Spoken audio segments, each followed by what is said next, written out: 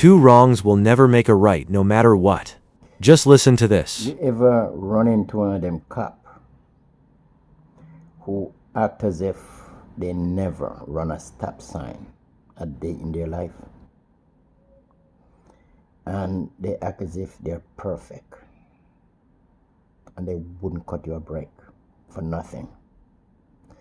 And you just wish one day they could be in your shoes. Listen to this. There was this one guy. He have a son that he had to pick up from school at 4 p.m. This guy is a construction worker.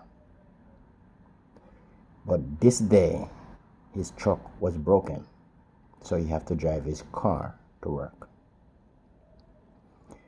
So when it's almost time to go get his son, he would hurry, get the tools, leftover materials, and put in the trunk of his car, then go get his son.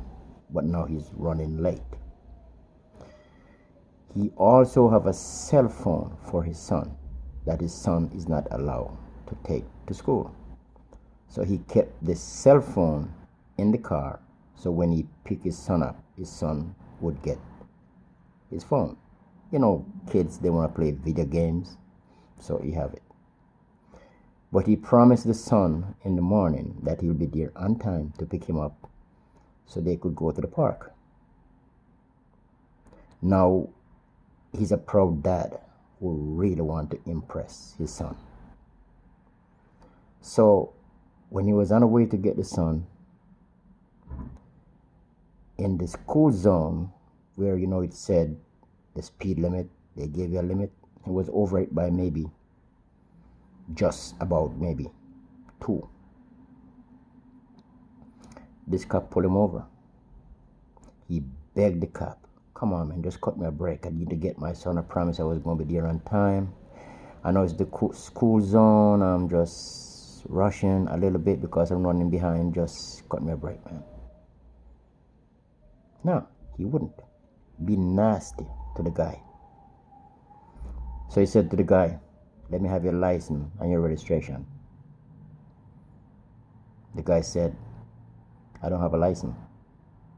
So he looked at the guy, you don't have a license? Whose car is this? The guy said, it's my friend's car.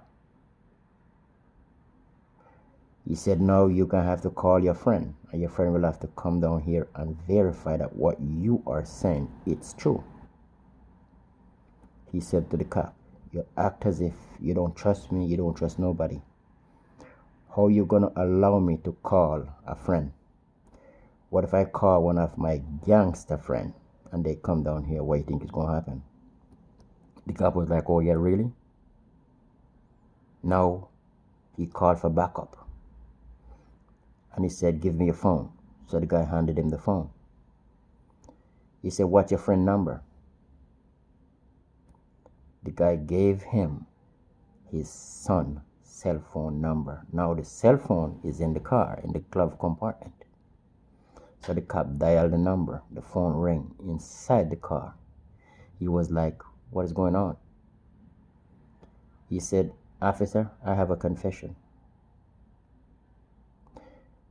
My friend wouldn't lend me this car to come and get my son from school.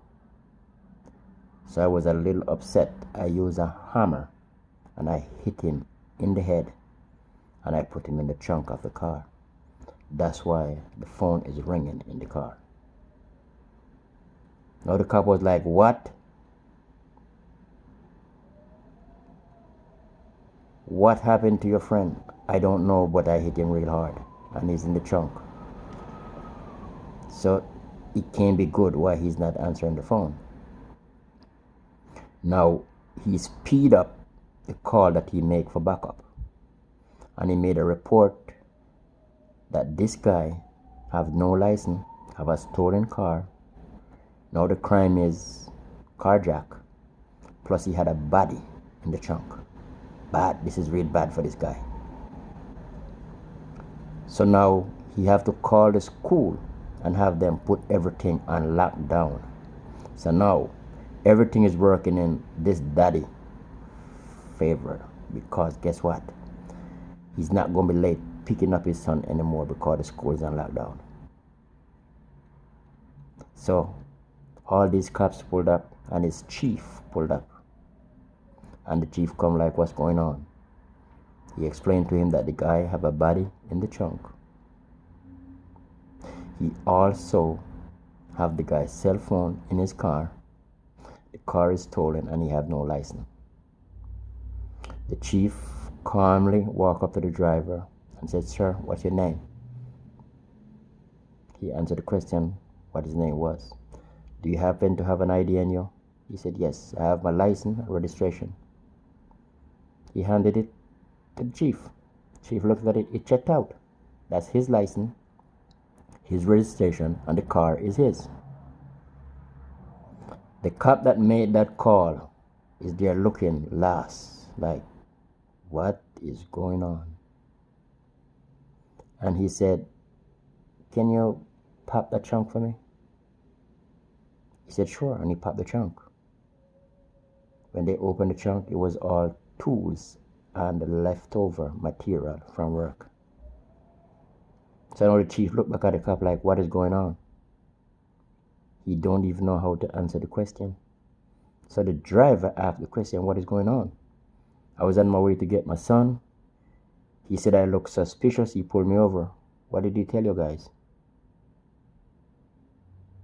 Imagine what that cop have to deal with just because he just couldn't let that one go. That might sound like true, but believe it or not, this guy just committed a crime by doing what he did and can goes to jail for doing that. Lying to law enforcement to get someone fired is called false reporting and can also be considered obstruction of justice. Two wrongs will never make a right no matter what.